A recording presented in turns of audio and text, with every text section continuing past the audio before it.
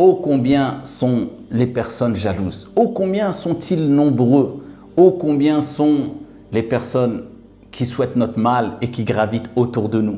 On les voit quelquefois comme des amis, des gens sincères, véridiques, alors que ce sont les premiers qui rêveraient de nous voir échouer, rater, dans la perte, dans la faillite, dans la tristesse. Le malheur des uns fait le bonheur des autres. Ô combien sont les gens mauvais. Et personne d'entre nous n'est à l'abri d'être mauvais.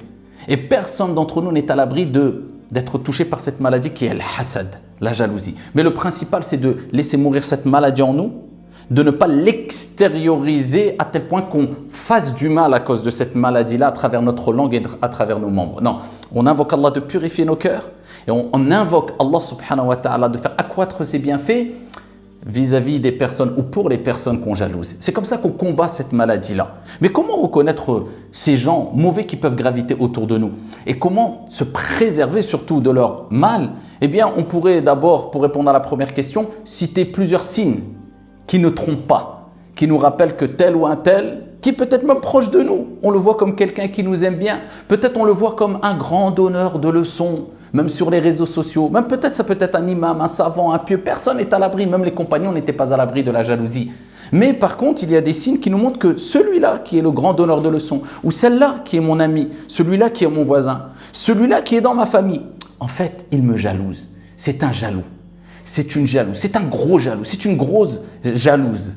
Eh bien, il y a des signes qui ne trompent pas, de manière générale bien sûr, sans en faire une règle dans l'absolu.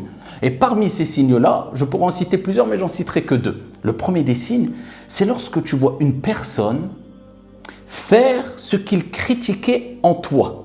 Dans le passé, il te voyait faire des choses et il critiquait. C'est pas bien, telle personne fait cela, c'est pas bien, telle autre personne fait ceci et cela. Et elle blâmait cela en toi. Et du jour au lendemain, eh bien, tu vois la personne faire ce qu'elle critiquait en toi. Et tu comprends ainsi que cette personne-là, en fait, quand elle te critiquait, ce n'est pas parce qu'elle ne voulait pas faire ce que tu faisais, mais c'est parce qu'elle ne pouvait pas faire ce que tu faisais. Puisque, preuve en est, maintenant, elle le fait quand une porte s'est ouverte et elle a la possibilité de faire cette chose-là.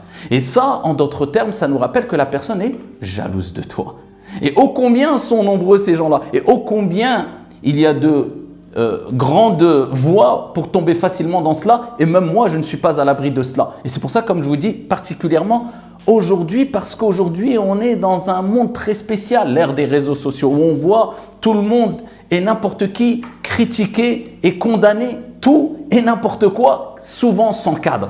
Et les personnes qui critiquent et qui condamnent, bah, tu les vois, du jour au lendemain, ils changent et ils font ce qu'ils critiquaient ou ce qu'ils condamnaient. Et ça, c'est connu par toutes et tous. Et je pense que beaucoup d'entre vous qui m'écoutent maintenant, eh bien, vont dire « Ah oui, c'est vrai, ah, j'avais pas capté. Ah oui, c'est vrai, ça existe. » Et je vous rappelle, ça peut exister même chez moi. Moi, je ne mets pas dans la posture d'un grand donneur de leçons qui rabaisse. Non, je donne des conseils et je dis, même moi, je peux être touché par cela. Même des imams qui, on les voit sur les réseaux sociaux quelquefois, disent « Ça, c'est pas bien, ne faites pas ça. Ça relève de la vantardise. Ça le relève de l'ostentation. » Et du jour au lendemain, eh bien, ils font les mêmes choses.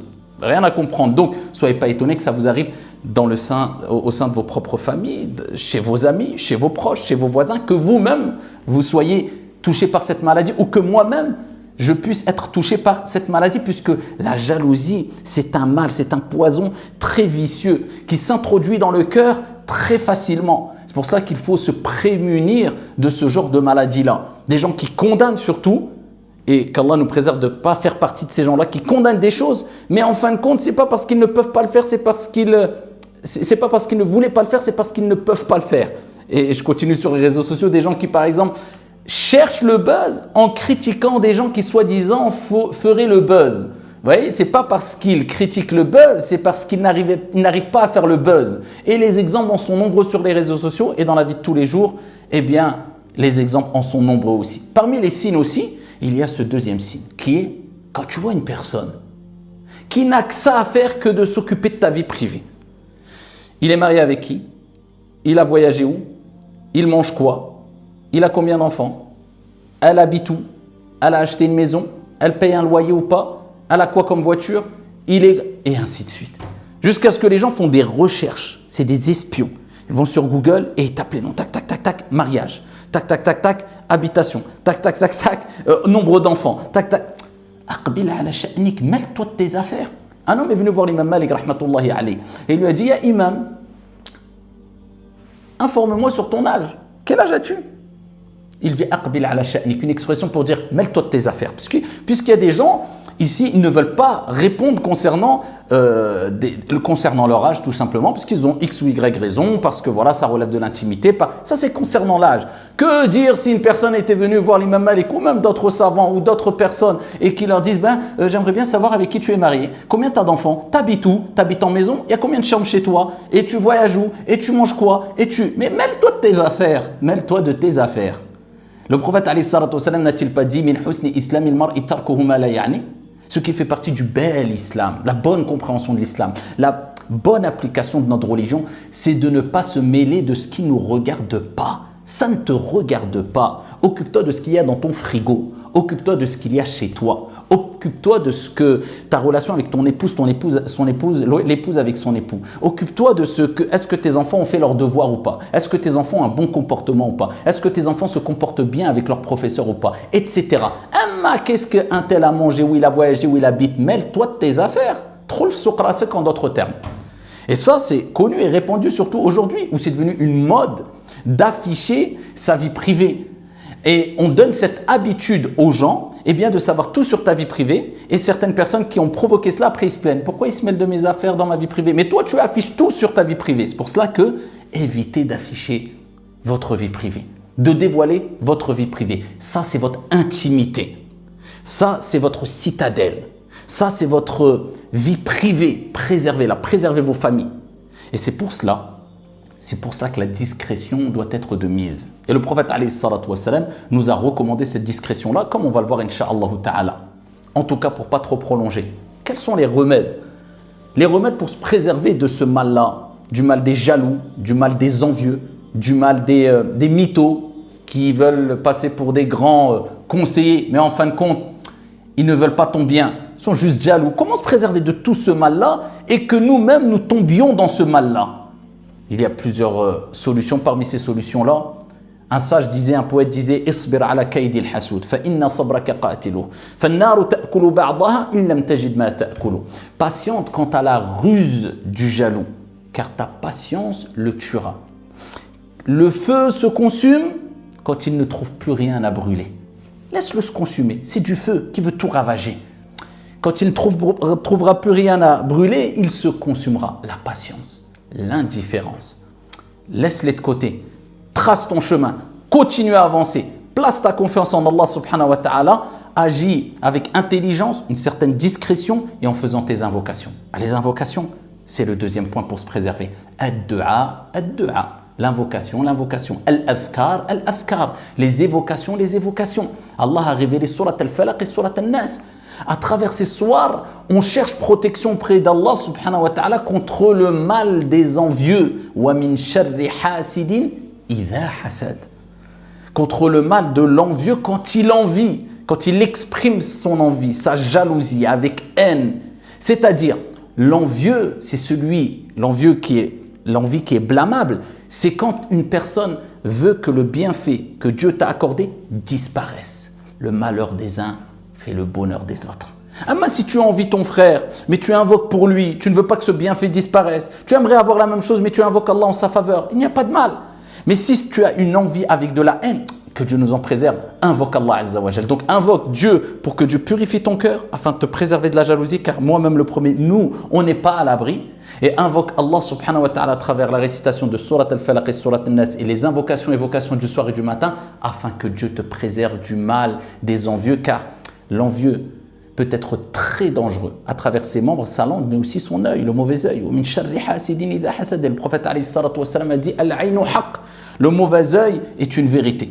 La troisième des recommandations, la discrétion, la discrétion.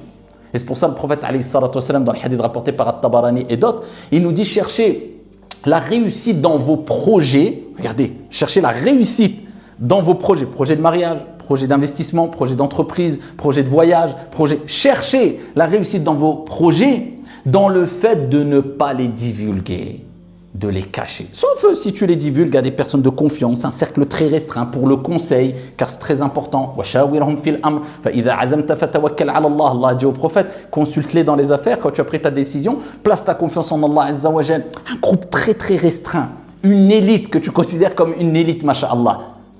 Eh bien le prophète alayhi salatu wassalam, il nous dit cela. Ensuite il nous dit quoi? فَإِنَّ كُلَّ ذِي نِعْمَةٍ مَحْسُودٍ. Chaque personne qui détient un bienfait sera jalousée. C'est comme ça, malheureusement. C'est pas moi qui le dis, qui l'invente. Tu as des bienfaits, il y aura des jaloux. C'est comme cela, il y en a partout et il y en aura partout. Et même toi, tu peux être une personne qui va jalouser les autres. Donc c'est pour cela la discrétion. N'affichez pas toute votre vie sur les réseaux sociaux. Ou alors, même en discutant avec des gens, à chaque fois, je parle de votre vie privée. Ce qui relève de l'intimité, c'est les affaires de personnes et vous-même, vous n'avez pas à les divulguer. Gardez cela entre vous et votre Seigneur pour ce qui concerne les actes d'adoration et autres, et votre famille, vos proches, les personnes concernées. Pas besoin d'afficher tout. Regardez ce que je mange, regardez ce que je bois, regardez ce que je fais, tous les détails. Il y a des gens autour de vous qui font semblant avec de grands sourires qu'ils vous aiment, mais ils rêveraient d'être à votre place. Ils font semblant de vous apprécier et d'être heureux pour vous, mais ils rêveraient que ces bienfaits disparaissent. Préservez les bienfaits que vous avez en ne les divulguant qu'aux personnes que vous aimez vraiment et en restant discret au maximum. Ainsi, vous allez réussir. C'est comme cela que le prophète alayhi salatu wassalam nous a recommandé d'agir. Et pour terminer, n'oubliez jamais le hadith rapporté par Abu Daoud et d'autres, où le prophète alayhi salatu wassalam a dit « Méfiez-vous de la jalousie al-hasad, car al-hasad consume les bonnes actions comme le feu consume le bois. » Ça fait disparaître les bonnes actions. Donc méfiez-vous de la jalousie et préservez-vous des gens jaloux et des gens mauvais et demandez à Dieu de vous préserver de faire partie de ces gens-là. Amin. Wassalamu alaikum.